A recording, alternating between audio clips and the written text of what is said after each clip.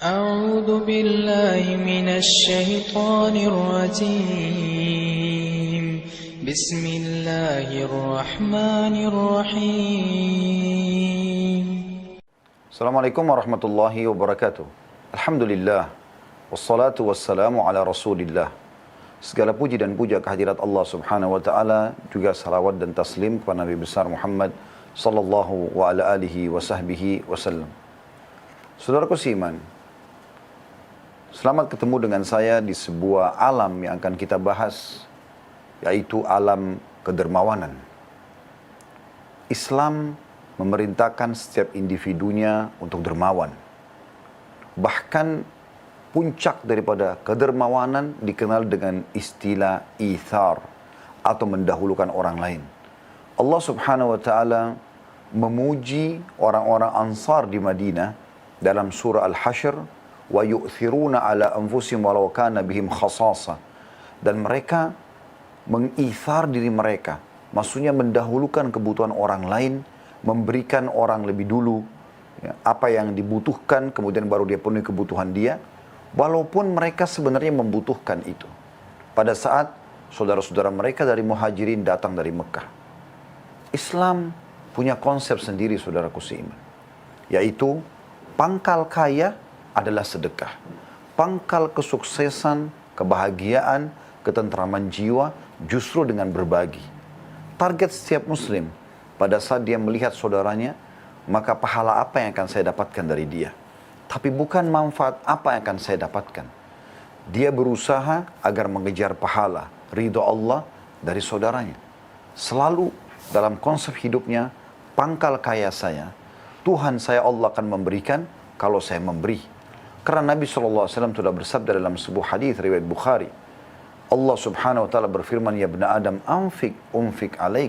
Wahai anak Adam, berinfak di jalanku, aku akan berinfak kepadamu. Sangat beda dengan kapitalis yang selalu targetnya adalah keuntungan dan keuntungan. Tidak pernah kenal namanya konsep halal haram. Yang penting bagaimana dia bisa mendapatkan dan meraih keuntungan sebanyak mungkin. Walaupun itu bukan hak dia. Walaupun harus menggunakan sistem-sistem yang salah. Mendalimi orang lain. Mengambil hak orang lain. Atau bahkan tidak memberi hak orang lain. Maka ini keliru. Makanya mereka hanya berpikir bagaimana meraih keuntungan. Bahkan terkadang yang unik, sesama suami istri saling tagih-menagih. Orang tua dengan anak, anak dengan orang tua, saudara sama saudara kandungnya. Seakan-akan tidak ada lagi gambaran kekerabatan. Tidak ada lagi pahala yang bisa diraih dari orang tua, dari anak, dari kerabat. Yang Nabi SAW menyuruh beberapa sahabat pada saat ingin bersedekah, mendahulukan para kerabat mereka. Itu konsep dasar Islam. Kita berada di alam kedermawanan. Kita, orang muslim atau kaum muslimin adalah orang-orang yang selalu sibuk memberikan manfaat kepada orang lain. Ramadan telah tiba. Bulan yang memang puncaknya seorang muslim memaksimalkan ibadahnya. Salah satunya adalah bersedekah. Saatnya Anda sekarang fokus untuk mengeluarkan yang terbaik yang Anda miliki. Sebelum kita lebih jauh menjelaskan tentang program yang akan kami sampaikan, maka saya akan bacakan terlebih dahulu beberapa manfaat sedekah. Dimulai daripada yang pertama, sedekah yang Anda keluarkan itu, baik itu zakat yang sifatnya wajib bagi yang mampu, dengan syaratnya dua, haul, masa setahun harta itu tersimpan. Misal besok kita akan masuk Ramadan, maka Ramadan tahun lalu Anda niatkan awal haul Anda, berarti besok akan masuk masa haul.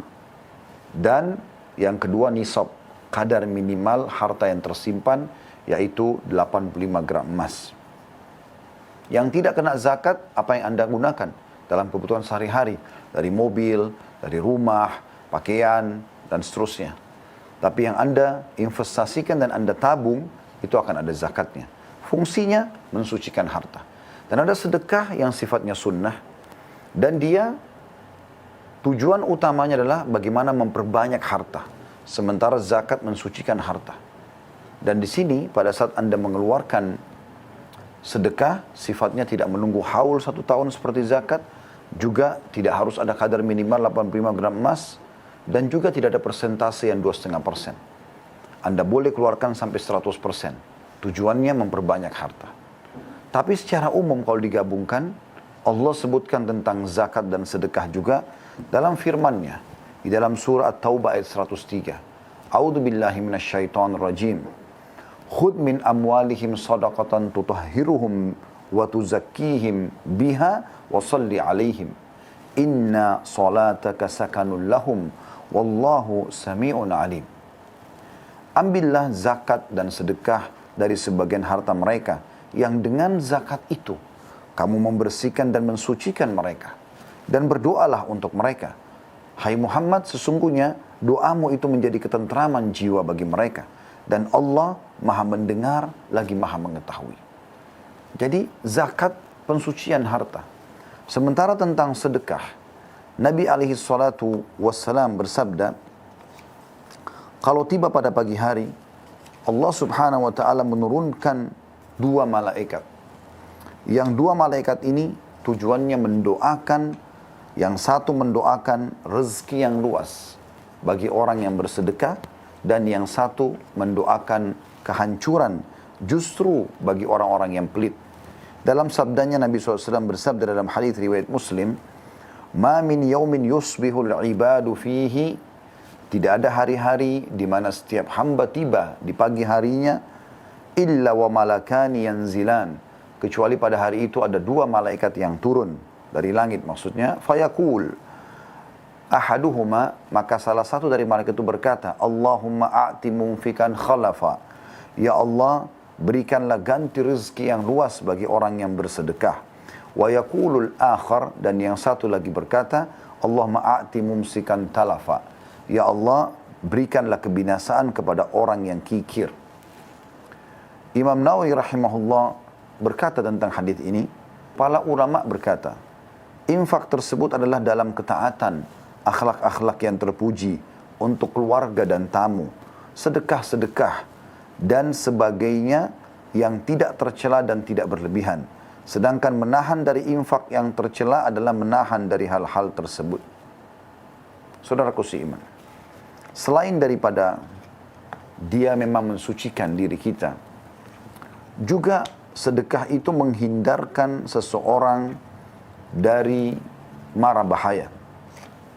Disebutkan dalam sebuah hadis Abu Umamah radhiyallahu anhu bahwasanya Rasulullah sallallahu alaihi wasallam bersabda, "Sana'ul ma'ruf taqi masari as-su wa sadaqatus sir tudfi'u ghadabar rabb wa silatur rahim tazidu fil umur." Perbuatan-perbuatan baik akan menghindarkan diri dari pintu-pintu keburukan. Sedekah yang tersembunyi akan memadamkan amarah Rabb, dan menyambung tali silaturahim akan menambah umur. Hadis riwayatkan oleh At-Tabarani dengan sanad hasan. Juga di dalam riwayat yang lain dari Anas bin Malik radhiyallahu anhu bahwasanya Rasulullah sallallahu alaihi wasallam bersabda, "Innas shadaqata la tudfi'u ghadabar Rabb wa tadfa'u an mitati su." Sesungguhnya sedekah itu dapat memadamkan amarahnya Rabb, seperti terjadinya bencana, musibah, ya, seperti sekarang di masa sekarang ada corona, ya, apa saja, banjir, longsor, ya, penyakit yang menyebar, semua itu murkahnya Allah bisa diredam dengan sedekah dan menghindarkan diri dari kematian yang buruk atau su'ul khatimah. Itu Anda dapatkan. Juga yang ketiga Anda bisa dapatkan selain pensucian jiwa, Anda juga bisa selamat dari segala macam mara bahaya. Juga Anda akan berada di naungan sedekah Anda pada hari kiamat. Di saat orang lagi kepanasan, semuanya tenggelam dengan keringatnya masing-masing di mahsyar, ya, di mana Nabi SAW bersabda menggambarkan tentang keadaan itu dari hadis Abu Hurairah radhiyallahu anhu. Kata Nabi SAW, "Ya'rakun nasu yaumul qiyamati hatta yadhhaba 'arakuhum fil ardi 70 dhira'a wa yuljimuhum hatta yabluga adhanahum." Pada hari kiamat manusia akan berkeringat hingga ngalir sejauh 70 hasta dan akan menenggelamkan mereka hingga mencapai telinga mereka. Ibnu Hajar berkata rahimahullah dalam menanggapi hadis ini, barang siapa memperhatikan kondisi tersebut niscaya ia akan mengetahui betapa besarnya kegoncangan pada hari itu, di mana neraka mengelilingi tanah mahsyar dan matahari didekatkan sekitar 1 mil jaraknya dari kepala manusia. Maka bagaimanakah kondisi panasnya bumi pada saat itu? Dan keringat apa yang mengalir pada padang Sahara hingga mencapai 70 hasta? Padahal setiap manusia tidaklah mendapatkan tempat kecuali sebatas tanah untuk memijakkan kedua kakinya. Maka bagaimanakah kondisi manusia saat itu dengan keringat dan peluh mereka, padahal mereka berbeda-beda kadar peluhnya. Sesungguhnya hal ini adalah suatu perkara yang membuat akal terkesima dan menunjukkan akan besarnya kekuasaan Sang Pencipta pada saat itu. Dan pada saat itu, manusia sangat membutuhkan naungan yang dapat menaungi dirinya, hingga hadirlah sedekah lalu menaungi pelakunya. Sebagaimana hadis Uqbah bin Amir radhiyallahu anhu, bahwasanya Rasulullah sallallahu alaihi wasallam bersabda, "Kullu mri'in fi dhilli sadaqatihi hatta yufsala bainan nas, au qala hatta yuhkama bainan nas." Setiap orang di hari kiamat akan ada di bawah naungan sedekahnya hingga manusia diadili oleh pengadilan Allah, atau beliau bersabda hingga keputusan di antara manusia ditetapkan. Abul Khair, seorang perawi hadis, setelah membaca hadis ini, tidak melewati 1 hari pun kecuali ia bersedekah dengan sesuatu walaupun hanya dengan sepotong kue atau sebutir bawang. Terlebih lagi ada hadis tentang 7 golongan yang Allah naungi pada hari kiamat. Tidak ada naungan kecuali naungannya. Salah satunya adalah kata Nabi SAW, وَرَجُلٌ تَصَدَّقَ بِصَدَقَةٍ فَأَخْفَاهَا hatta la ta'lama shimaluhu ma tunfiqu yaminuh. Seseorang yang berinfak dengan tangan kanannya sampai-sampai tangan kirinya tidak tahu apa yang dikeluarkan oleh tangan kanannya. Juga teman-teman sekalian, yang Anda bisa dapatkan adalah sedekah itu merupakan bukti yang nyata terhadap keimanan Anda. Kalau Anda sudah mulai mau suka bersedekah, mau bersedekah, sudah mau memberi pada orang lain dengan mengejar target pahala yang dijanjikan, maka itu masuk dalam hadis Nabi SAW yang berbunyi, as-sadaqatu burhan. Sedekah itu adalah bukti yang nyata terhadap keimanan. Semua diriwayatkan oleh Imam Muslim. Juga selanjutnya teman-teman sekalian, sedekah itu sebagai tebusan bagi seorang muslim dari belenggunya pada hari kiamat. Di dalam sebuah riwayat, Nabi SAW menukil dari Nabi Yahya alaihi salam. Beliau berkata, wa amurukum bis sadaqah. Fa inna mathala dhalika kamathali rajulin asarahu al-adu fa'awthaqu yadahu ila unukihi wa qaddamuhu liyadribu unuqah faqal ana afdihi minkum bil qalili wal kathir fafada nafsahu minhum. Saya memerintahkan kalian untuk bersedekah karena yang demikian itu adalah seperti seseorang yang ditawan oleh musuh dan mereka mengikat erat tangannya pada lehernya lalu mereka menghadapkannya untuk memenggal lehernya. Kemudian dia berkata, saya akan tebus kalian dengan hartaku yang sedikit dan banyak. Sampai akhirnya ia menebus dirinya. Hadis diriwayatkan oleh Tirmidzi. Selanjutnya apapun yang Anda sedekahkan, saudaraku seiman, akan diganti oleh Allah Subhanahu wa Ta'ala. Makin besar, maka makin besar Anda dapatkan. Anda mau dapat ikan paus, tidak akan bisa Anda dapatkan dengan kail. Tapi Anda harus punya kapal tanker. Makin besar Anda keluarkan, maka makin besar hasilnya. Allah Subhanahu wa Ta'ala berjanji dan tepat tentu janji Allah dalam surah Saba ayat 39. A'udzu billahi minasyaitonir rajim. Bismillahirrahmanirrahim. Qul inna rabbi yabsutur rizqa liman yasha'u min ibadihi wa yaqdiru lah. Wa ma anfaqtum min syai'in fahuwa yukhlifuh wa huwa khairur raziqin. Katakanlah hai Muhammad kepada semua pengikutmu, sesungguhnya Tuhanku melapangkan rezeki bagi siapa yang dikehendakinya di antara hamba-hambanya dan menyempitkan bagi siapa yang dikehendakinya, dan barang apa saja yang kamu nafkahkan maka Allah akan menggantinya dan dialah sebaik-baik pemberi rezeki. Juga Nabi SAW telah bersabda dalam hadis tadi yang saya ucapkan di awal, qala Allah tabaraka wa ta'ala ya ibna Adam anfik unfik alaik. Wahai anak Adam, berinfaklah kepadaku, maka di jalanku, maka niscaya aku akan berinfak atau memberikan rezeki kepadamu. Hadis riwayat Muslim. Juga saudaraku seiman, bagaimana sedekah itu termasuk kalau kita keluarkan tidak terputus setelah kematian. Sebagaimana kita sudah tahu bersama-sama hadis Nabi SAW, "Idza mata ibnu Adam", kalau anak Adam telah meninggal dunia, dan kita semua akan meninggal dunia, "inqata amaluhu illa min thalath", akan putus sumber pahalanya kecuali dari 3. Yang pertama, langsung disebutkan shadaqatin jariyah, sedekah yang dia keluarkan semasa hidupnya yang bisa bermanfaat banyak bagi orang. Tanah, pesantren, masjid, wakaf, apa saja. Aw ilmin yuntafa'u bih, atau ilmu yang bermanfaat yang diajarkan. Aw waladin salihin yad'u lah, atau anak saleh yang mendoakannya. Juga teman-teman sekalian, sedekah itu bisa menghapuskan dosa-dosa. Dikatakan dari hadis Muadz bin Jabal radhiyallahu anhu, bahwasanya beliau berkata, Rasulullah SAW bersabda, "As-sadaqatu tudfi'ul khati'ata kama yudfi'ul ma'ul nar." Sedekah itu menghapus kesalahan sebagaimana air memadamkan api. Hadis riwayat Tirmidzi. Di dalam menyambut bulan suci Ramadan ini, saya ingin mengajak saudaraku seiman dan mengetuk hati Anda untuk bisa menjadi orang yang dermawan. Saya mengetuk hanya hati orang yang ingin masuk dalam alam kedermawanan, ingin meraih rahmat Tuhannya dengan hartanya, membeli surga dengan hartanya. Sebagaimana Allah berfirman dalam Al-Quran, "A'udzubillahi minasyaitonirrajim. Innallaha ashtara minal mu'minina anfusahum wa amwalahum bi anna lahumul jannah." Al-ayat. Sesungguhnya Allah membeli dari orang-orang beriman jiwa dan harta mereka dengan tujuan digantikan dengan surga. Orang-orang memang yang merasa nikmat dengan memberi orang lain, sehingga mengikis habis sifat kikirnya. Orang-orang yang ingin menjadikan guru dan suri tauladannya adalah manusia terbaik, pemimpin anak Adam, Nabi Muhammad SAW. Apalagi di bulan Ramadan, bulan yang sangat suci dan mulia. Dengarkan riwayatnya. Di dalam sebuah hadis, Ibnu Abbas radhiyallahu anhu beliau berkata, "Kana Rasulullah SAW ajwadan nas." Rasulullah SAW adalah manusia yang paling dermawan, tidak pernah menolak apapun yang diminta kepada beliau. Wa kana ajwad ma yakunu fi Ramadan hina yalqahu Jibril. Dan dia lebih dermawan lagi, tepatnya di bulan Ramadan pada saat menemui Jibril. Wa kana yalqahu fi kulli lailatin min Ramadan fayudarisuhul Quran.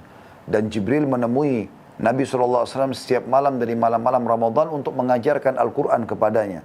Fala Rasulullah SAW ajwadu bil khairi minar rihil mursala. Dan ketahuilah bahwasanya Rasulullah SAW lebih dermawan, lebih cepat dalam berbagi, bersedekah daripada daripada angin yang berhembus. Saudaraku seiman, saya Khalid Basalama mengajak Anda untuk mengaplikasikan apa yang kita dengarkan tadi dengan bersedekah. Dan kami sudah menyiapkan untuk Anda lembaga yang namanya Yayasan Sedekah Kreatif. Kami punya banyak sekali aktivitas, banyak sekali hal-hal yang kami lakukan, dari pembangunan masjid, renovasi masjid, mempersiapkan karpet masjid, dispenser masjid, AC buat masjid, perpustakaan masjid, memperbaiki tempat wudu, kamar mandi. Anda ingin wakaf, saya ingin masjid buat orang tua saya, kita akan membangunkan buat Anda di tanah yang diwakafkan sehingga bisa menjadi amal buat Anda dan juga orang tua Anda. Kami juga membangun rumah anak yatim, membiayai anak-anak yatim yang kata Nabi SAW, "Ana wa kafilul yatim kahataini fil jannah." Aku dan sponsor anak yatim akan seperti ini di surga. Jadi Nabi SAW menggabungkan antara jari telunjuk dan jari tengahnya, alaihi salatu wassalam. Kami juga bergerak untuk membiayai janda-janda, orang-orang miskin yang tidak mampu. Kata Nabi SAW, orang yang mencari dan memenuhi kebutuhan para janda dan orang miskin, maka sama dengan mujahid di jalan Allah. Kami juga menerima semua bentuk sedekah yang Anda bisa keluarkan untuk memperbanyak harta Anda, dan juga zakat mal yang paling tepat Anda keluarkan di bulan Ramadan insya Allah, karena pahalanya dilipat gandakan, dan ini adalah bulan suci, bulan yang penuh dengan rahmat dan berkah. Maka Anda juga bisa alokasikan zakat malnya, salah satu dari 8 golongan yang sudah disebutkan dalam surah At-Taubah ayat 60. Orang-orang fakir, ya, yaitu orang yang tidak tahu mau makan apa hari ini apalagi besok. Kemudian orang-orang miskin, ya, yang punya pendapatan tapi kurang. Kemudian amil zakat, orang-orang yang bekerja di yayasan atau lembaga lalu digaji dari situ, kemudian para mu'allaf, orang-orang yang baru masuk Islam, orang-orang yang terlilit utang, ya. Mu'allaf yang keempat, yang kelima orang terlilit utang, yang keenam adalah jihad di jalan Allah, yang ketujuh adalah ibnu sabil, ya. Dan yang kedelapan adalah pembebasan budak. 8 golongan ini yang kita alokasikan, yang tentu ada di negara kita Indonesia atau di sekitarnya yang bisa kita alokasikan. Juga tentu ada alokasi bunga bank yang khusus masalah ini, dia tidak akan berpahala tapi hanya untuk mengeluarkan, ya, dan jangan sampai menumpuk di bank konvensional, untuk Anda bisa alokasikan ke fasilitas umum, jalan raya, sumur, jembatan, dan yang lainnya. Semoga Anda bisa bergabung bersama kami dan Anda masuk ke alam dermawan yang sudah kami ketuk tadi. Mudah-mudahan bisa menjadi amal jariah buat Anda. Dan sebagai penutup, ingat perkataan Abdullah bin Mas'ud radhiyallahu anhu, siapa di antara kalian yang bisa meletakkan hartanya di langit, maka letakkanlah, agar tidak disentuh dan dijamah oleh tangan pencuri dan tidak dimakan oleh rayap. Semoga bermanfaat. Subhanakallahumma bihamdika, asyhadu an la ilaha illa anta astaghfiruka wa atubu ilaik. Wassalamualaikum warahmatullahi wabarakatuh.